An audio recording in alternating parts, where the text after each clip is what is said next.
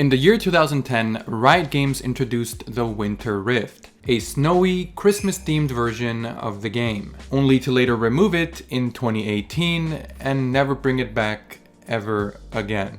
Why? Today we take a look at what has been slowly removed from League of Legends that you may not have known about. But before we get into that, this video is sponsored by Porofessor. Porofessor is a useful overlay app for League of Legends that improves the way you play the game. Getting into Champ Select, the app will instantly give you the runes you need for the champion you're playing. Additionally, you can see information about your teammates, like how familiar they are with their champions and other helpful facts. And in the loading screen, you can see the same information but about your opponents. Also, if you hover over this book icon, you get to quickly see if the champion has received any changes in the recent patches. Psst, want some friends who won't feed in your games? Well, the Looking for Games tab is perfect for that. You can either find the exact type of player you want to play with, or make your own profile requesting exactly what you're looking for. If any of this sounds good and you want to start improving your League experience, download Porofessor for free with the first link in the description.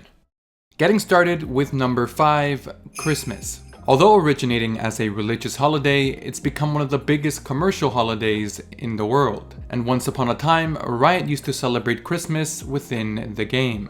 But today, they don't. Why?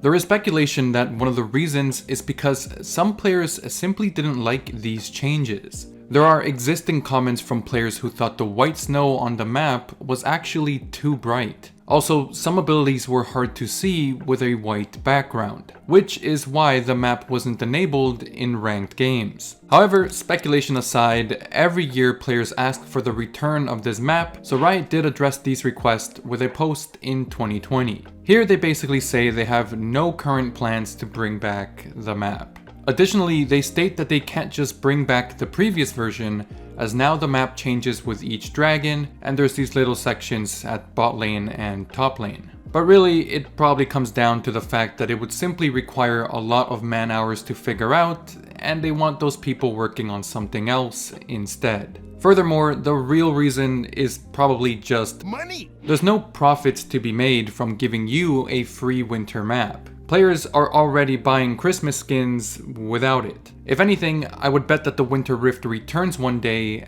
as a paid cosmetic. Riot has commented on potentially selling custom maps or announcer packs in the past, but obviously they still don't exist. Which is somewhat disappointing when other games like our long lost brother Dota 2 has been doing all of that for a while now. Also, some players like to pull out conspiracy theories and suggest that maybe Riot's relationship with China is why they removed the Christmas map. But that's very unlikely, since they were already doing the Christmas maps back in 2016, years after being acquired by Tencent.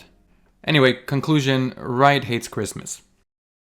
Moving on with number 4, All Chat. Okay, obviously you knew about this feature being removed, as everyone and their mum made a video or post talking about this topic. But it's still here. What happened? On October 15th, 2021, Riot dropped an article stating that All Chat would be removed in the coming patches. Their reasoning was that All Chat was used to spread toxicity within the game. However, the reaction to this was very negative. Bro, you can mute all chat. Dude, it comes on a fresh account, it comes disabled. You have to enable it. That's the problem I have. Players were very vocal about wanting All Chat to stay, and that All Chat is not a source of toxicity. If anything, your allies will always be more toxic than your opponents. Regardless of that, they still decided to move forward with their decision, and said it would be a test starting on patch 11.21. So the patch comes around and nothing changed. Oddly enough, it seemed that initially the only server affected was the South Korean server. I guess Korean players be saying some foul things to each other. And although I say that as a joke, it seems that that was actually part of the reason. The last bit of information I found on this topic was what they wrote in the patch notes for patch 11.21. Here they said, quote, Since our original announcement, response has varied between regions. So we're shifting our approach and only disabling all chat where players were most receptive to trying it out. So it seems some regions were totally against losing all chat, while some regions were happy to see it go. In that last announcement, they said this would be a test that would last from patch 11.21 to 11.22. As of making this video, we are long past those patches. Now I might jinx everything and tomorrow Riot removes chatting in general, but it does seem that Riot actually listened to the player feedback and did not do a blanket removal of all chat in every server, which is actually really nice to see. Unlike companies like YouTube, who had lots of uproar from their users, but still removed the dislike button.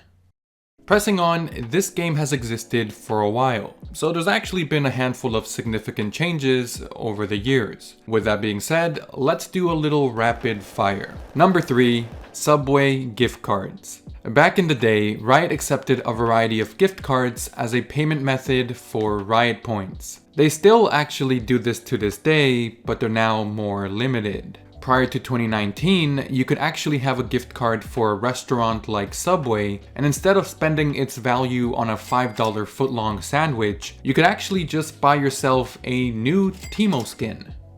Or whatever you wanted. But like I said, unfortunately that's no longer a thing.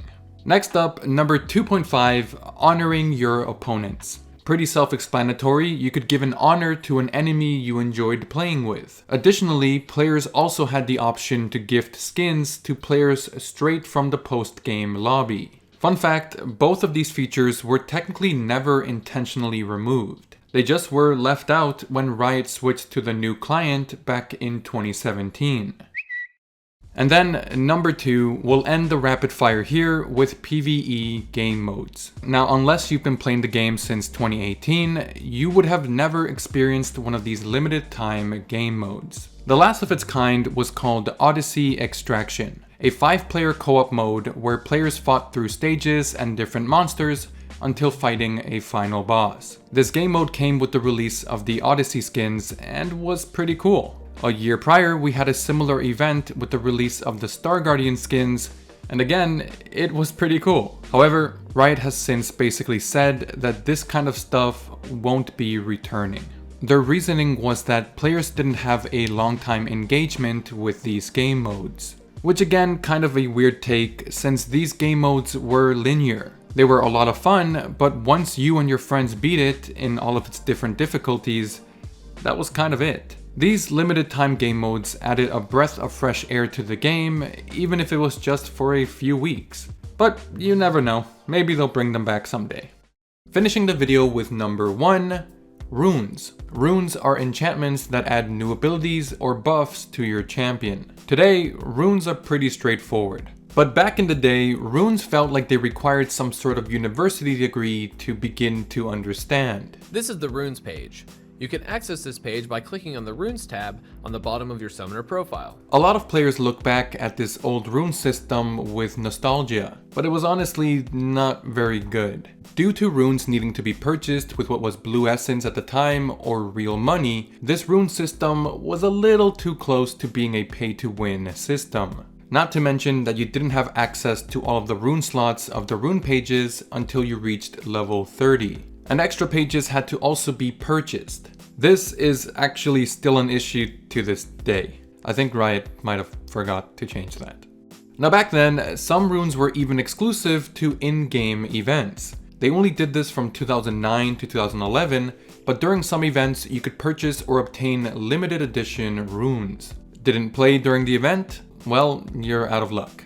No Christmas runes for you. They even made brand name runes. During the 2011 PAX convention, Riot Games teamed up with Razer for some promotions, one of which included being able to sign up on Razer's website, do a survey, and get a code for 2 Razer branded runes. These were the same as other tier 3 runes, they just had the Razer logo on them, and you didn't have to spend your hard-earned money to get them.